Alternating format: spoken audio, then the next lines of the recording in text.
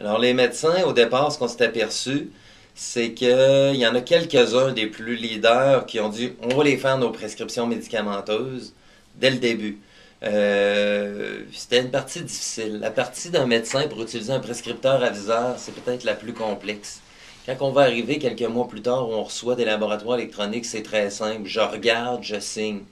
Mais là, il faut que je parte d'un module vide, puis que j'aille une poche de médicaments, puis je les entre là-dedans.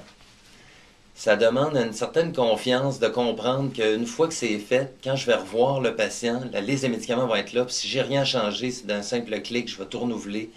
Puis ça va être simple. Puis quand je vais voir les patients d'un autre collègue, puis s'il a rentré ses médicaments, ben, ça va être très simple de suivre le patient.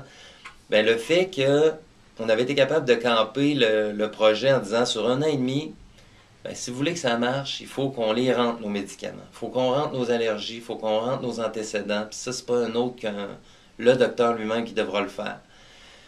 Fait que progressivement, les médecins ont commencé à rentrer leurs médicaments. Il y en a qui attendaient, qui sont dans une courbe d'adoption. Tu as toujours des early adopters, là, des premiers, puis après ça, le middle dans le milieu, puis tu as les derniers qui, ben, avec le bouche-oreille, disent bon, ben, je suis dans le dernier, il faudrait bien que j'adopte. Là, ben, eux autres, ça a été plus en 2006. Mais progressivement, on a été quelques-uns que j'ai formés qui étaient plus alertes au début, qui en ont formé d'autres. On avait une secrétaire pilote qu'on a formée pour backer et aider les médecins.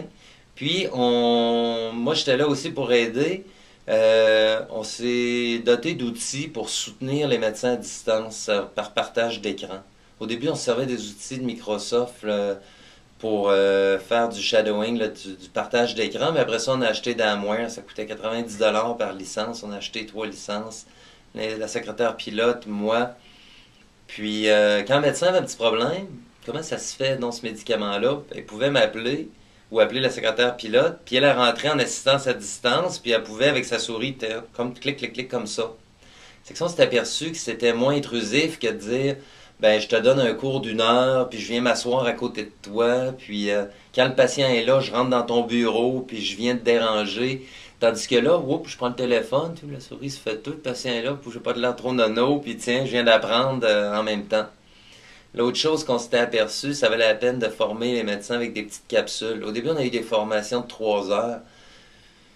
Tu gobes tout ça, puis après, dans le fond, tu pars avec ton petit paquet, mais l'idéal, c'est qu'il y ait d'autres petites formations. C'est que ce qu'on a fait, on a fait quelques capsules en prenant un logiciel qui s'appelle Camtasia, qui vient prendre en écran ce qu'on fait, j'ai un micro, puis j'encapsule ça, puis ça dure 1 minute, 2 minutes. C'est plus digeste que de faire une formation de plusieurs heures. Les médecins, c'est pas des grands patients.